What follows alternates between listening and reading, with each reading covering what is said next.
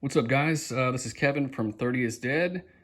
Just going to give you a little rundown on my drums. So this is a Gretsch Brooklyn kit. It's in a pretty cool color. This is a color called Mardi Gras. And I bought these from Steve Maxwell Drums in Chicago. They have a page on Reverb. It's not a custom color, but it is a limited color. And apparently Steve Maxwell gets several of these in some of these cool colors from time to time. It's a 22 by 14 kick, 13 by 9 rack tom, and a 16 by 16 floor tom. And I'll talk about the snare in a minute. Got a custom bass drum head. Did it through Evans. I designed that up for the band, our guitarist Chris. He was using one of these programs to help design this image and did a few things to it himself. Turned out looking really good. I really like the colors on that. It pairs with that kind of confetti kind of color. And then the purple heads really look good with it too. Those are Remo color tone drum heads that I've got a little moon gel on each one. And then in the floor tom,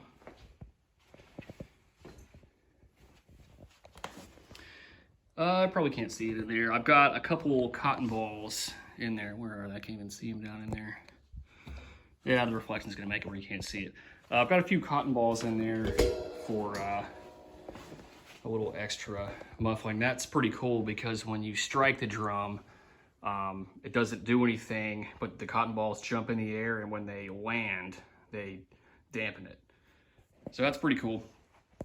I got a porthole on here. You can see I've just got a regular pillow in there. Hardware, I've got, let's see, 2 Gretsch snare stands. So one's got the tom on it, one's got the snare, and then I run some of these just PDP cymbal stands.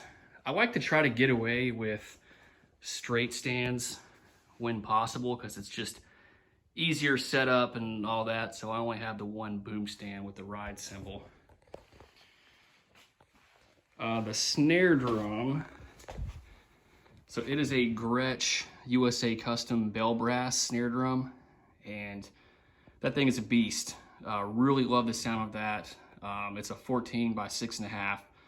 A lot of power, very loud drum. And it has this like, it's like a pre-EQ'd sound. Like it's just a really good, solid snare sound. Best way to describe it. Oh yeah, there's my hi-hat stand. That's actually a Mapex stand right there. I can't remember the model number on that one. The pedals, these are Pearl Demon Drive double pedals. I've had those for years. I've had them over 10 years. And we play, you know, your kind of faster skater punk stuff a lot, where I will sometimes mix in a few doubles. I don't play as much double bass as I do in my metal band, but we do put in some little double kick stuff in there from time to time.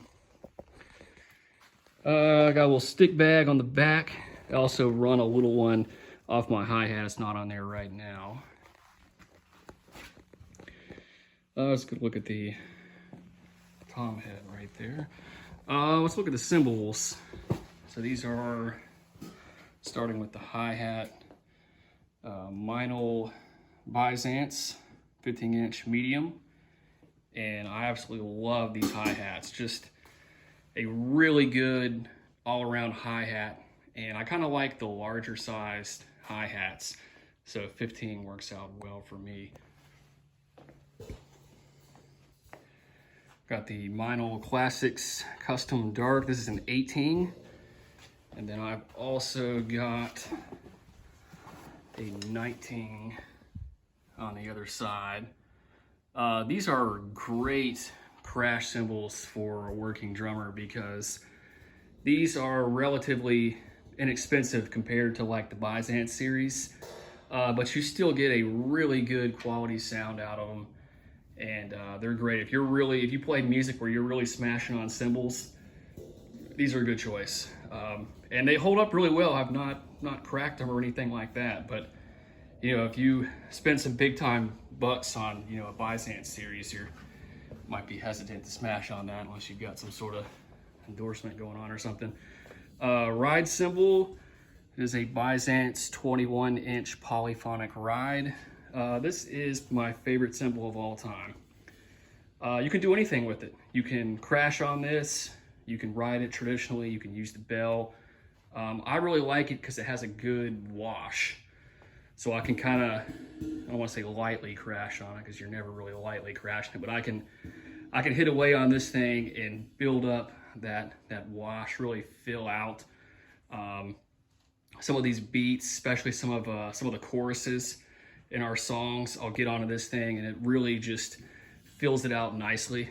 So absolutely love that. Couple small little just random drum things. I've got my stands marked, as you can see, with yellow tape.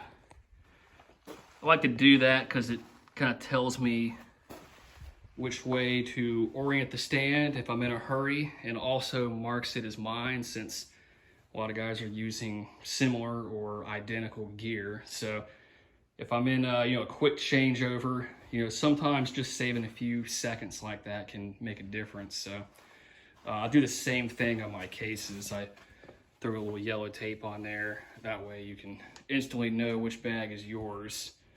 Got a protector case by Gator cymbal bag, just your standard run-of-the-mill cymbal bag. I've got, this one is actually pretty nice. This is a Protector Racket AAA case. This is pretty cool. So it's as light as a soft case, but it's actually got, I don't know what sort of space age material it is, but it's rigid right here. So it's got the same protection of a hard case, but it's still lightweight, and it's still round too instead of square like a lot of hard cases. So like that, that's what I throw the bell brass in. The bell brass is not a cheap drum, so got to keep that one protected. Once we start playing bigger tours and things like that, I may add a few more of those. I might throw the old bass drum in one. We'll have to see if they got a size that works for that. I think I've covered about everything here. Look at the sticks. Zildjian Super 5B is the stick that I play with. I think Vic Firth has like the exact same stick. Yeah, I can't remember what they call it, but it's a, can't remember if it's a Power 5B or what exactly it is, but Super 5B is the Zildjian version of it. That's just the last ones that I bought. I have a whole bunch of those. I buy those things in bulk when I can. Wood tip. They're basically just your regular rock stick, but they're a little bit longer. But I've been playing that stick for years. What else? Drum throne. I think it's just a pork pie throne. This isn't even mine. It's actually my dad's. I kind of borrowed it about 15 years ago, and it just kind of stayed on my kit, and I talked him into letting me hang on to it. So I've had that forever. I really like the Brooklyn series drums. I didn't really talk too much about some of the sounds from them, but they've just got this nice, full-bodied tone to them, and I think they work really well for the music that we play. They're a little bit, let's see here, of the 3 flagship Gretsch lineups, Brooklyn, let's see, USA Custom, and Broadcaster. So they all kind of have their own deal. I've heard that USA Custom, people like to record with those a lot. Broadcaster is your very old school style, a lot of jazz and big band guys like that. Brooklyn's kind of known for being a little more of the rock kind of, kind of fits in that category. I've heard that they work really well live, a lot of guys like that. I can't really compare too much because I've only ever played Brooklyn. This is my second Brooklyn kit. I have another one, smaller sizes over there in the gold sparkle. So I can only really speak from Brooklyn, but it's a really good sounding kit, so I like it. and it works really well for what we do. So look forward to playing more shows. We just played last night in Greensboro. First show I did with that new bass drum head. So that was pretty cool. Crowd seemed to be digging it. Anyways, hope you guys have enjoyed this quick little rundown of my drums here.